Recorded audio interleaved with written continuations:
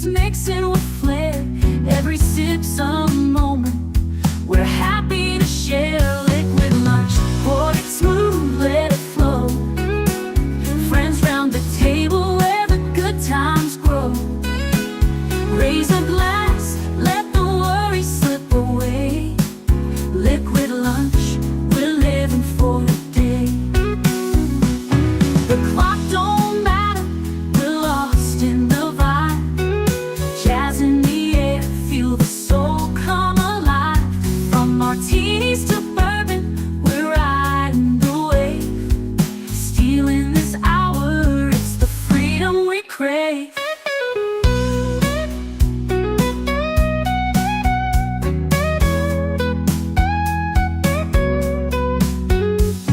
Sun's still shining, but we're in our zone.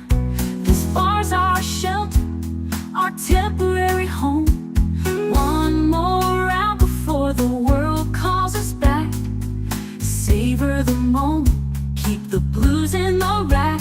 We'll laugh and we'll toast till the afternoon fades. Memories made in these liquid escapades. Liquid lunch, pour it smooth, let it flow. Friends round the table where the good times grow. Raise a glass, let the worries slip away. Liquid lunch, we're living for the day. So here's to the day, like the drinks and the fun. Our liquid lunch, till the next one comes. With a wink and a smile, we'll be back real soon. Chasing that jazz under the high noon.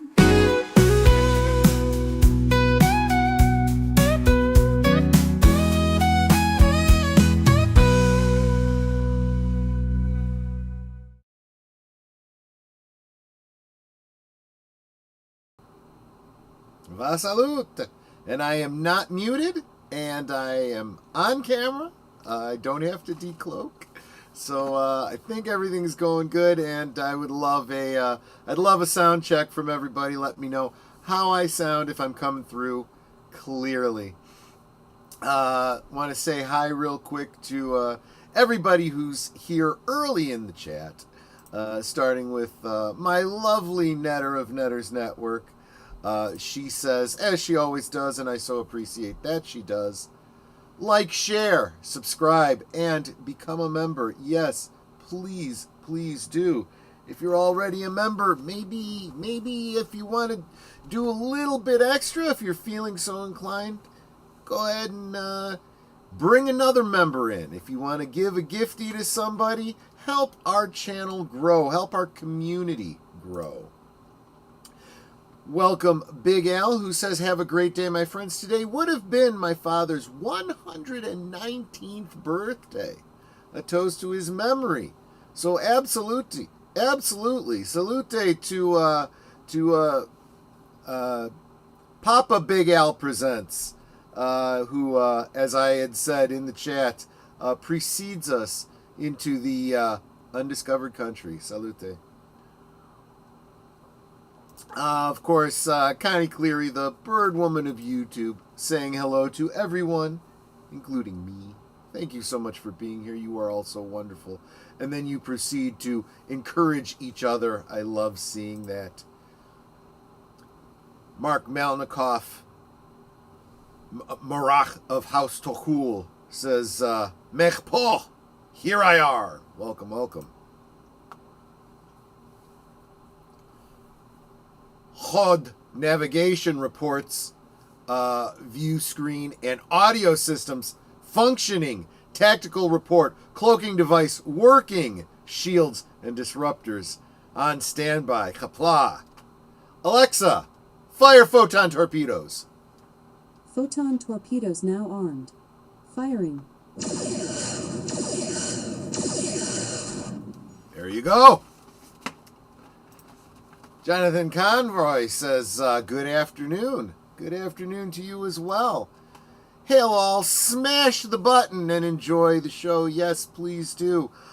Smashing that like button definitely does help. I know that everyone says it. I don't think anyone believes it, but it absolutely is true. It does help let the YouTubeosphere know that we are here and we like this content and we want more of it. Big Al says that I'm 5x5. Thank you so much, my friend. And we should go ahead and get on with it. I know I say this all the time. We'll see if it actually comes to pass. I am not planning to go for a full hour today. I do want to keep it a bit shorter. I do have a lot of work to get done. I hear that Netter has a very special guest for tomorrow. I need to get a thumbnail and promo put together for that. It'll be a very short-lived promo. It'll only last for about 24 hours or so, but there you go. There it is nonetheless. But let's get into it. I have, I guess we're going to share the screen here.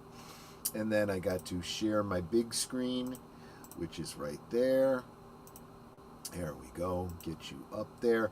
So this comes to us from That Park Place. This is a premium article. So I happen to be a premium member, but I am not going to bring you their entire coverage. I do recommend you go to That Park Place and consider becoming a member. They have some great insights over there, some behind the scenes, and some hush-hush information that they're not ready to release to the public just yet. But I do want to cover this topic, and I'm going to cover it from my own perspective. No special insights or anything like that, but stuff that Boomer and I have already talked about on Geeky Geezers on previous Sundays, and commentary that I've provided, speculation based on nothing but my own intuition, which Mark can tell you what he thinks about my cognitive abilities and my intuition. But let's get into it. So I did call today's stream the Schrödinger's merger. Is it on? Is it not on? We've been talking about that for, gosh, it seems like almost a year now. So it's funny. Apparently, Big Al has me on over the air, and when I said fire torpedoes, his AI did likewise. So got to be careful with that. Anyway, so we've been talking about this Paramount for a while, this potential remerger, if we're honest, going back in history. CBS and Paramount had been united for a long time, and then they split up, which kind of split the proverbial baby when it came to Star Trek. We'll get back to Star Trek in a little bit, but let's face it, I tend to get laser focused on Star Trek when it comes to these companies. I know there's other franchises involved in all of this. We'll get into that some other time. And let me say hi real quick to longest running superhero RPG, CK. Good to see you, my friend. He says, greetings, my friend. Good to see you. Glad you could stop by for liquid lunch. So the article that that Park Place put together, doing their analysis on this topic, was that and this article, again, a premium article. You would need to subscribe to that Park Place in order to view it, but I do have the link down below for having referenced it. Trump and Paramount confirm active settlement talks as CBS lawsuit heats up. So we have talked to you a bit about that lawsuit. We've talked to you about again, the merger and so forth, and how really everything that happens over at CBS seems to be intentional or unintentional impediments to this merger. I don't believe that CBS, or at least the people that work for CBS, want to see this merger happen. Why? Because it probably means a lot of their jobs. I think that anytime there's a merger, somebody's going to lose their job. If it's only because you don't want redundancies, and that's usually in management positions and stuff like that. But at least in this merger, I think that there are eyes on CBS saying, here's a list of things that are a problem over there. If we're going to acquire you, it is our intent to fix those things. So let's scroll up. So just weeks before Paramount's global merger deadline, and I'll talk about that deadline in just a second, with Skydance Media, the Donald Trump legal team has formally confirmed that active settlement discussions are underway in the president's $20 billion lawsuit against the media company. So Paramount said back in February of 2005 and again in May of 2005, it still expected the transaction to close within the first half of the year. With the deal not yet approved, the automatic extension of July 7th, 2005 went into effect on April 8th, 2005. So that is the deadline that they're referring to, that July 7th coming deadline. Now, Trump's attorneys requested an extension on key deadlines in that CBS case last Friday. We've talked to you about that lawsuit. He filed it in Texas. It alleges that CBS News heavily tampered with an interview with Kamala Harris, which was very misleading to voters. Let's face it, what it really comes down to is, in my opinion, and the opinion of many people following this, it feels like it's tantamount to election interference, right? You expect your news outlets to be unbiased, just bring you the news, right? Just the facts, man. But they don't. They don't do that. They've decided who they want to support, and they will find ways to spin things negatively for the other guy and make their person look as positive as possible. The suit seeks damages under the Texas Deceptive Trade Practice Act and the Lanham Act. So this law is usually, these laws are usually specific to trade disputes, but they've been becoming more and more referenced in terms of false representation and unfair competition. So anyway, Paramount Global had offered $15 million to settle the lawsuit, and the Trump team said, yeah, no, we won't take less than $25 million. And a formal apology from CBS News. And I think that's the $25 million is what puts the bite on it, but what he's really after is the apology, because it is in the court of public opinion that Trump really is looking for his greatest wins. Now, this lawsuit obviously is makes the merger less palatable for Paramount or anyone who's looking to acquire CBS. Why do you want to? It's kind of like when you go to buy a house, right? You can buy a brand new house, you're going to pay a premium price.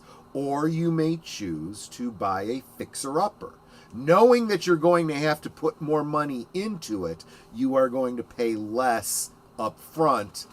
But sometimes if that fixer-upper is a really bad fixer-upper, it might not even raise to the level of local codes. So there might be a rider on it that says, if you buy this house, the insurance companies say you can't even insure this house because you don't have a roof on it, and it's leaking, and there's mold that needs to be removed, and that mold needs to be removed, using these environmental protective, regulations and stuff like that. So all that being said, that's kind of what you're looking at with a CBS situation. They're leaking sewage. Let's put it that way. They're leaking sewage. And Paramount's like, oh, for sake. And if CBS, has to pay out, $25 million in a lawsuit, well, that's $25 million that Paramount has to eat, right? If there's a merger. So let's kind of go through the checklist of problems. You're getting ready to buy CBS. They have to give you full disclosure, so you know what you're getting. You don't want a lemon. So it's a fixer-upper. In what ways is it going to have to be fixed up? What's my fix-it list? Well, 60 Minutes executive producer Bill Owens just recently resigned. He said that he was citing a loss of editorial independence. In other words, I can't say whatever I want to say. Well, that's a heck of a shame. And again, I'm not even going to talk about how this impacts bottom line or things like the value of CBS on the stock exchange. I'll bet, just a general comment about what usually happens to stocks is somebody leaves, an executive leaves, it usually takes a dip in the stock. Now, anything that triggers something like that, usually these things kind of even out over time, but in the short term. CBS News president Wendy McMahon stepped down, apparently refusing to issue this apology to Trump. If your company tells you got to do something, doesn't matter what the reason. This could just be legal reasons. We got to play nice. We're being sued. You got to do this thing. She refuses. You're either going to be fired or you're going to have to resign. She chose to resign, or CBS chose to allow her to resign, whatever the case might be. 3 new board directors were appointed earlier this month to stabilize leadership and prepare for the outcome of the merger. So I don't understand the merger concept, the legalities and the dollars and cents of it well enough to have a strong commentary on it.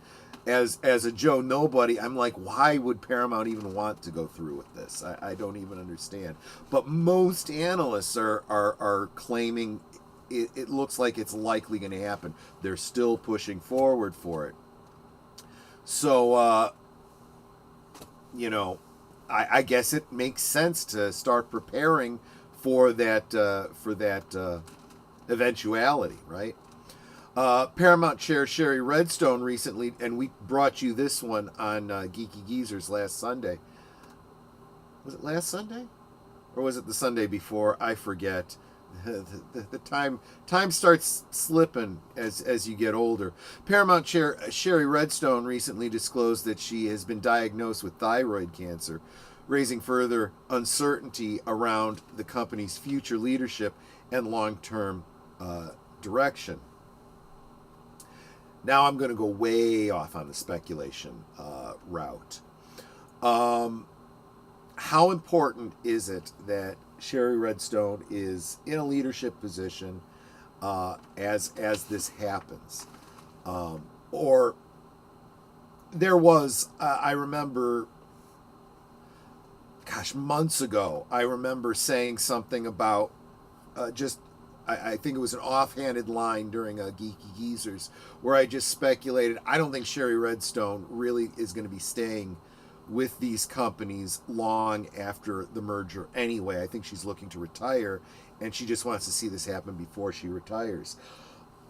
This health situation with her only kind of bolsters that idea that she probably wants to get out of the business in general. I hate to say it this way, but I'm just being honest. One way or another, she's getting out of this business. There is a time limit on how long she will be able to participate.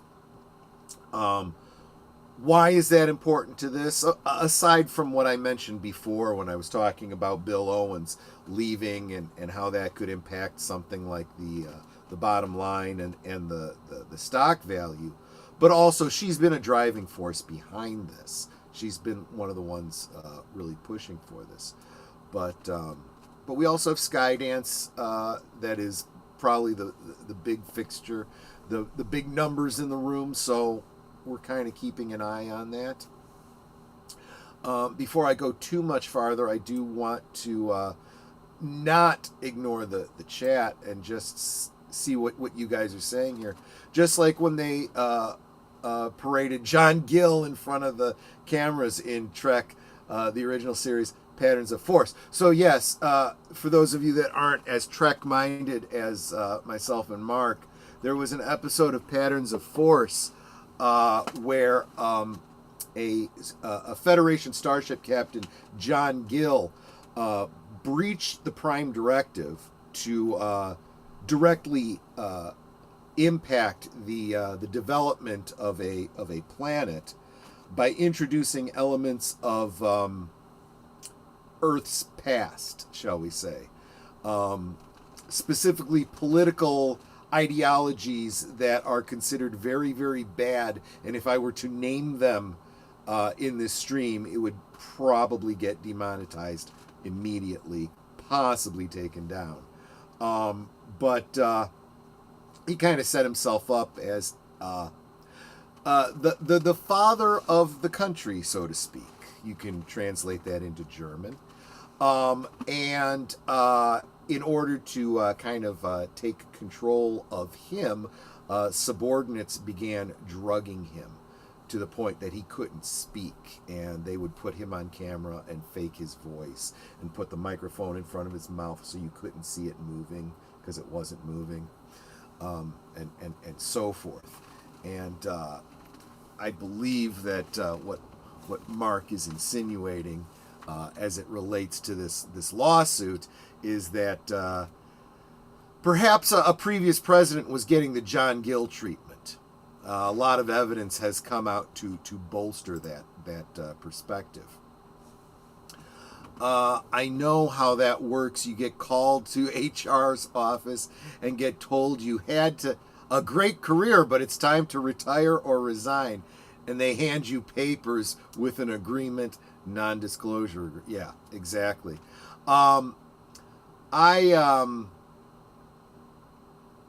I've gotten those agreements, and I've had my lawyer look them over. And here's what it comes down to. They usually put a rider on it, like, we'll give you this severance package if you sign this agreement. And the agreement is usually something like, you won't sue us. You won't, claim, you were mistreated, this, that, and the other, so on and so forth, that you're doing this of your own volition. And the NDA, you will not, say anything negative about us. So I talked it over with my lawyer, and he says, well, look what you're agreeing to. Okay. Do you feel like you have a lawsuit against them for anything? No, I don't. Okay. So you're not going to sue them. So you're already doing what they're saying without, them paying you to do it. Yeah, I guess so. Are you going to go out and badmouth them on social media? No, that's incredibly unprofessional. That makes you look bad to anybody who might be coming to hire you later. Okay. So another thing that you would be doing anyway without, taking a payout from them, says, are you planning to ever go back to work for this company? No. I mean, yeah, they didn't do anything to me illegal, but it's a crap company and I don't like them and I wouldn't take a job back with them. Okay, then. I would take the money and sign it. Okay. That's what I do. Although, with all these NDAs that are out there, you'd think that people would pay a little bit more attention to what they say on social media. Just saying, But anyway, I do want to say hello to PJ of Orville Nation. Salute, my friend. Always good to see you. And here, Jacen Fawkes from 540 Studios. Make sure you're following Jacen Fawkes, 540 Studios, and all of its affiliates. He's got a great channel. Follow him on social media. Support him in any way that you can. Serenity, Oi Oi Troy, pork pies, beers, and sunshine. Awesome. I am so glad that that's what you're experiencing. I am experiencing a dirty martini, overcast, rainy, but in the 70s, still pretty nice. Not really complaining. Anyway, let's get back to, you know what? Before I get back to my notes, since we just took a break to say hi to everybody, let's take a break to go ahead and see what we've got coming up for the week. This way I don't have to ramble on at the end of the stream when you guys are trying to get back to work. Stay with me for 2 minutes and 20 seconds. You are watching Liquid Lunch, streaming every weekday at noon Central, 1 p.m. Eastern. Let's sip together. It's Thursday night, and Netters Network talks to the streamers who have everybody talking. It's Thursday Things, Thursdays at 9 Central, 10 Eastern on Netters Network.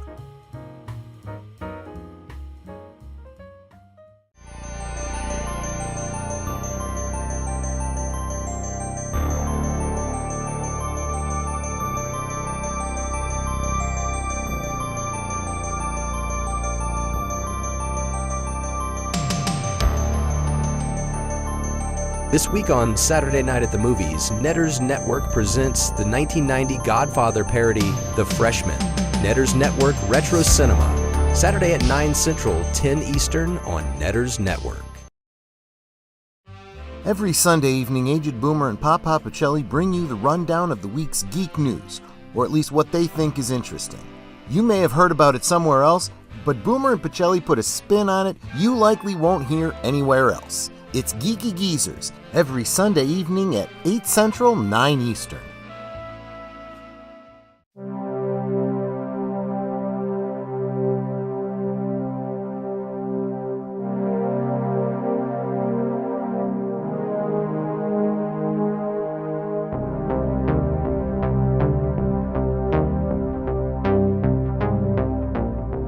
This week on Live from Sparkwood and 21, we'll be taking a deep dive into the dark depths of the unfathomable David Lynch film Mulholland Drive. Join us this Tuesday at 7:30 Central, 8:30 Eastern on Deleted Scenes and Affiliates.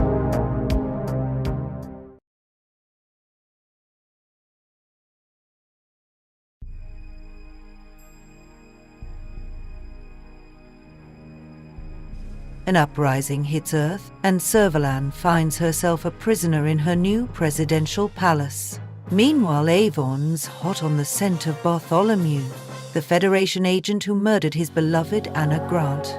It's Rumors of Death, this Tuesday on Last Call Presents, Blake 7 at 10 p.m. Central, 11 Eastern. We now return to our liquid lunch.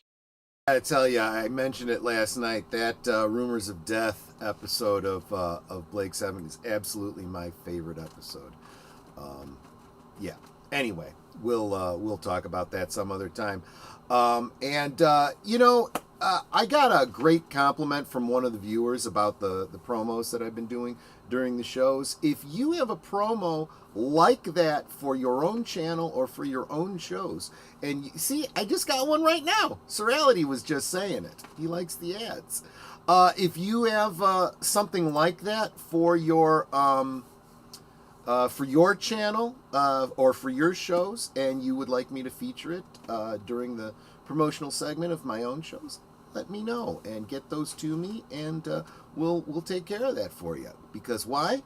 Because together we grow. Salute to you, PJ, if you're still in here. Let's get back to the topic at hand. So we were talking about the Paramount merger, and let me see where I was in the notes. So, if the deal is reached, it would allow Paramount to remove one of its largest legal obstacles and smooth the path towards completing the Skydance merger. If not, the Trump administration has already threatened a second lawsuit against CBS over what his team views as continued political bias in its reporting. Now, I'm going to go further with this and say, why is Trump picking on CBS? CBS has kind of made itself low-hanging fruit on this particular issue. And I think that the administration is sending a loud message to all the networks that say, look, you shouldn't have to be told this, but if you're going to report the news, you need to remove your bias from it, right? Just the facts. Quit editorializing. Unless, it's an editorial segment, right? We used to have here the local Chicago news. They would just be completely unbiased in the news that they present, and then they'd go to Walter Jacobson for his perspectives, and he would take a news article and do basically what I'm doing. Take a news article and just give you his opinions on that particular thing. Well, maybe not the way I do. I kind of speak off the cuff, whereas, he would sit with his notes that he'd already written out, read off a teleprompter what he'd already put together, that sort of thing. Yes, it's lunchtime. Have yourself a hot dog or, something more liquid. Good to see you, my friend. But, yes, and Servalan is... Oh, Mark, you're going to want to definitely be there for the next episode of Blake 7. Get to see Servalan all up in chains. Yep. Sexy.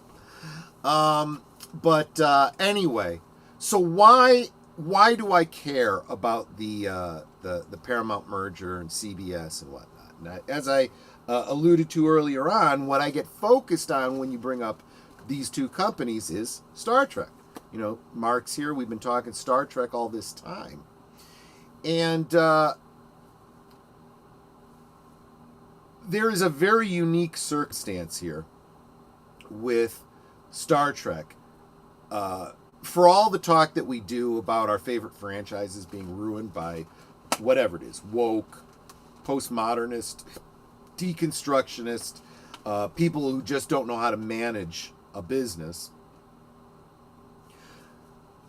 Star Trek is very different. Yes, it has been co-opted. Yes, it has been, the canon has been, muddled and destroyed by everything that has happened to it since Kurtzman got involved in it, right?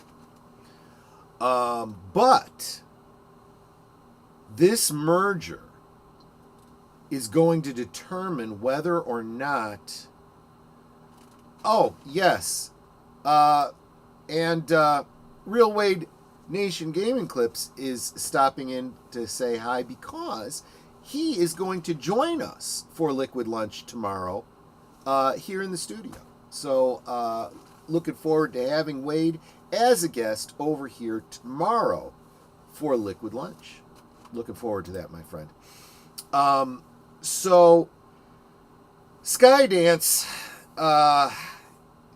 reportedly, isn't real keen on Kurtzman and what is it, Secret Hideout and his whole team and whatnot. So it's very clear that they would not be recontracting with him. Imagine this, okay? Putting it in terms, changing the players and the companies just for clarification's sake. Imagine that, I don't know,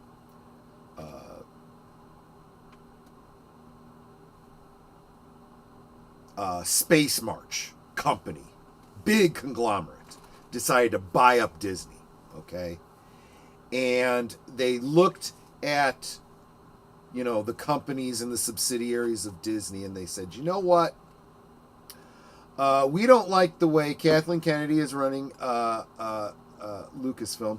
We don't like the way Kevin Feige is running Marvel Studios. We are not going to renew their contracts. Period. Done. And they're out. Well, it seems that that's what people are saying about Skydance in terms of Kurtzman, that they won't work with him and he won't be continuing with them. Now, removing Kevin Feige and removing Kathleen Kennedy would not alter anything about Marvel or Star Wars.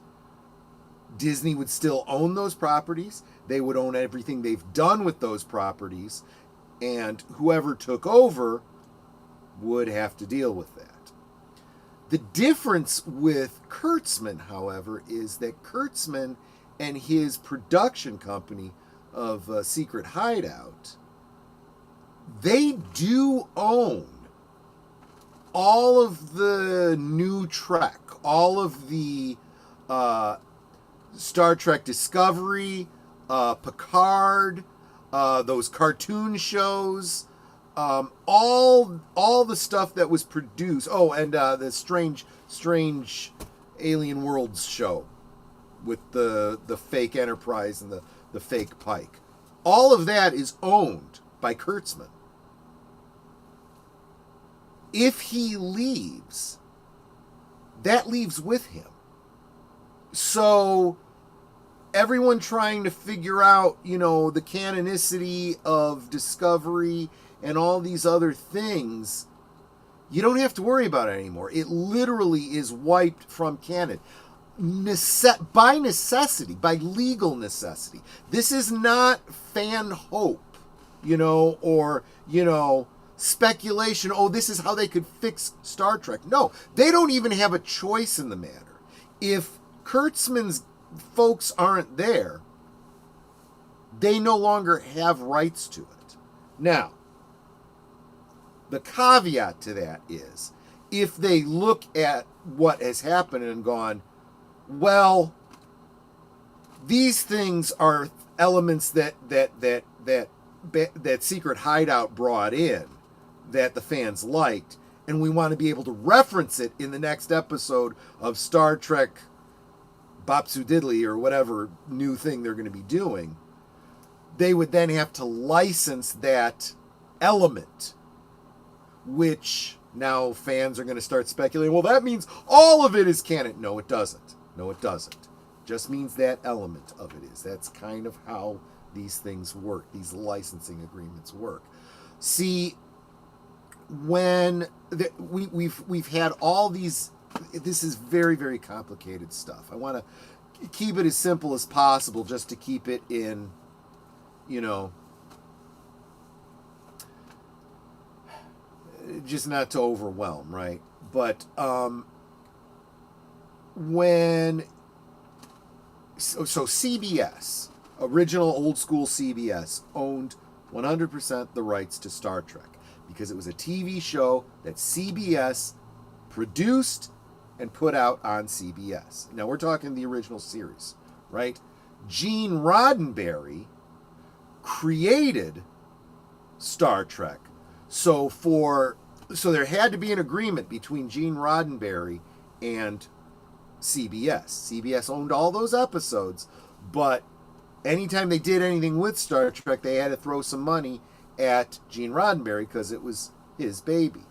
Now, within that, individual episodes, some might have been written by Gene Roddenberry, but many of them were written by other authors. So sometimes a character would be created specifically for that episode. Well, now, anytime you reference that character or want to bring that character back, you gotta kick back some money to the person that created them.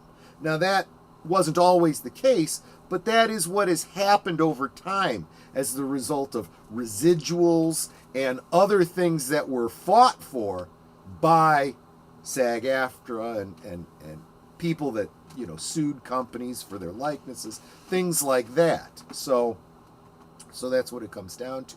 Now, in recent years, Secret Hideout has tried to do things within their shows, referencing back to old Next Gen episodes, this, that, and the other, and tried to get away without paying the writers and people that were in those episodes for their contributions to Star Trek, but they were going to use their work, their efforts, and those have gone into lawsuits too. We don't talk about them too much because that's piddly chump change in terms of all of this stuff by comparison to a big multi-million-dollar kind of thing like we're talking about today.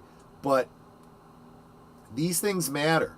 And this is also some of what Paramount would be inheriting is some of these smaller lawsuits. So what happens is either they're going to be paying for this and that and the other with Kurtzman, or they're going to say, you know what, it's all non-canon. It's nothing. No. Which might be upsetting to those of you that really enjoyed Kurtzman Trek. Now, I don't think anyone enjoyed it whole cloth, but if you were one of those who really liked the third season of Picard, well, I'm sorry. You know, you don't get to keep the bathwater and throw out the baby. You know, that's just not how it works. It's an all or nothing prospect. So just forget about all of the canon that we got from Picard Season 3. Now, here's a completely different take that I don't think you're going to get on any other channel that's doing speculation on this, because I get pretty granular about something that nobody really cares about. And that's Star Trek Online. It's the MMO that Cryptic Studios put out for, and they license all aspects of Star Trek. And I mean all aspects. I mean everything you can think of has a reference in there somewhere. And they find a way to make all these... and it all has to do with time travel and multiversal stuff in order to make it work. You want to be in the STD Trek era in that uniform, in those ships? Well, you can. But you can also be original series, you could be next gen, you could be a Klingon in any of those generations with any of those looks. They want to give it all to you, and they explain timey-wimey reasons why they can do this. Well, it'd be real interesting if this merger goes through and they don't recontract with Kurtzman. So CBS, Paramount, no longer touching any of the Kurtzman Trek. And where does that leave the license that Star Trek Online has for it? Can they continue to leave that stuff in the game? I don't know. I don't know what would happen in Star Trek Online. It'll be very interesting, and I'll keep you apprised if and when we get across that bridge and get to that point. But let's see what you guys are saying here.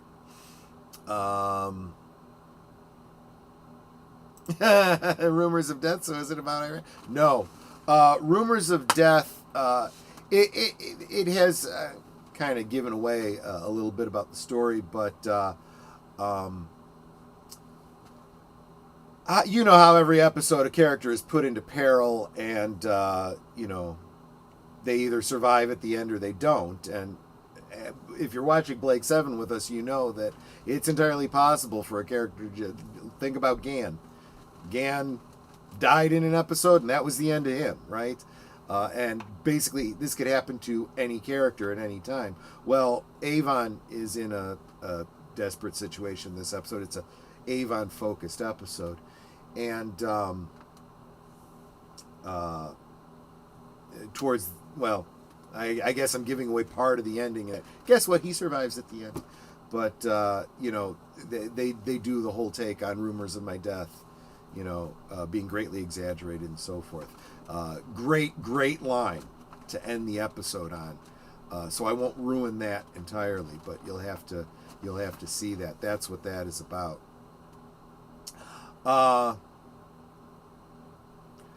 Troy is talking about all my favorite people. Yeah, exactly. The Next Generation always be the best. Kind of true. They really lost the plot after that, even though there was a lot that I liked about everything up through Enterprise. Really did. But there were some big missteps, too. Captain Pike wouldn't have put up with this. Well, let's face it. These characters are those characters in name only. That strange new Spock is not Spock. Not Spock as we know him, Jim. The Boris. Fucking scary. Oh, the Borg. The Borg. Yeah, the Borg. Yeah. Well, the Borg, that's a topic for another day, but the Borg are kind of like, I have said, the Borg are to Star Trek narratively speaking, not literally, but narratively speaking, what the Weeping Angels were to Doctor Who. Really scary when you first encountered them, but they've reused them and gone back to that well so many times. They've lost their mystique, and now they almost become a joke, you know.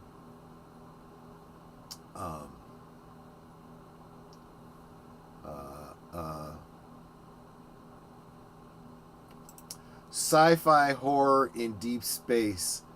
Yeah, actually, and speaking of Doctor Who had a great take on the Borg, or their version of the Borg, the Cybermen, when not visually, but intellectually very horrifying. There was an episode that they did in the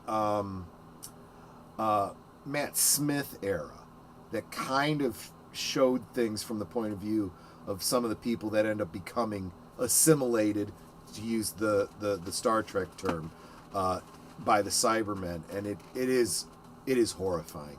It really is, on an existential level. And there was a comic, by the way, where Doctor Who and Star Trek. There have been a number of Star Trek Doctor Who comic book crossovers, but it was very interesting. The Borg Cybermen connection in that crossover was very, very interesting. So that therein lies my hope. I do feel that in the short term, this lawsuit is going to have incredible impact on our networks to get us back to a kind of centrist, logical, reasonable sense of news reporting. For all the talk we've had in the past 4 or 5 years about, fake news and misinformation, well, this is going to be part of addressing it. But then in the longer term, you start looking at the impact that it's going to have on Star Trek, and that's what matters to me.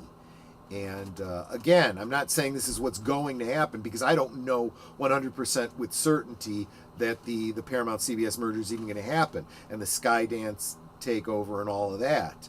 I'm just saying that I hear from business analysts that seem to believe these things are more likely to happen than not. And I'm saying that if this happens, this is what I expect to see happen in Star Trek, based on proprietary rights of IP, not just fan speculation and copium. As long as we are, we got a few minutes left. See, I said I'd be done by now, but I want to get back to the main page of that Park Place. They had a very interesting piece up. A lot of. I'm not going to get. I only have like less than 10 minutes, so I'm not going to get too into this. But a lot about. I just saw the Rubin Report talking about this. Midnight's Edge in the morning was talking about this. Arnold Schwarzenegger shocks the View by defending immigration law and calling for immigrant responsibility. It was. If one of those outlets is carrying the raw footage, I'm not going to play it if they have it here. They do. So I would get over to that Park Place and check this out. Watch this little clip that they've got. However you feel about Arnold Schwarzenegger in the political realm, he had a very, very bad take on the COOF, 4 years ago or 5 years ago. But he's pretty based here. He was on The View. He was being interviewed by those clucking hens, and they asked him his opinion about what was going on with deportations and stuff like that. And they tried to put this spin on it, and he, in a very diplomatic way, just gave a very based point of view, a point of view that lived experience, right? He is an immigrant himself. In fact, the host was like, "You're an immigrant yourself," and trying to get his opinion on it. And he's got an incredibly good take. I would encourage you to head over to that Park Place. I don't have this particular article in the notes, but I'd say within 10 minutes of us wrapping up here, I will add that to the description below so you can go check out. But of course, thatparkplace.com. It's really that simple. But I thought that was a very interesting thing that's been going around. Yeah, that's it. And we'll come back to the main stage so I can wind this thing down. It has been a pleasure to share Liquid Lunch with you today. You guys are absolutely the best. It is why I do what I do. Again, like, share, subscribe. Leave a comment if you come back later on. It would mean the world to me. And if you're not a member, man, your membership, $2 a month. $2 a month. If you think I'm worth supporting $2 a month, that would mean the world to me. Members get to join me every Monday for a members only stream where we do a film. We stream a film to watch together, one that you guys have decided on. I'm going to have to get a poll up today to find out what we're going to be watching on Monday. But that is it, my friends. I hope you have a wonderful one. You take care. Salute. Goodbye. Hope to see you again real soon.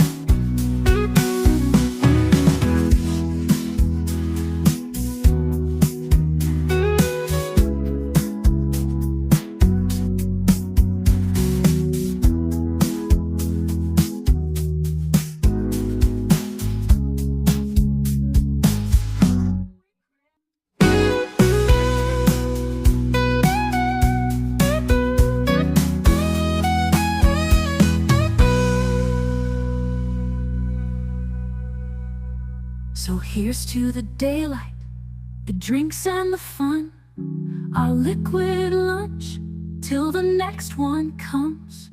With a wink and a smile, we'll be back real soon, chasing that jazz under the high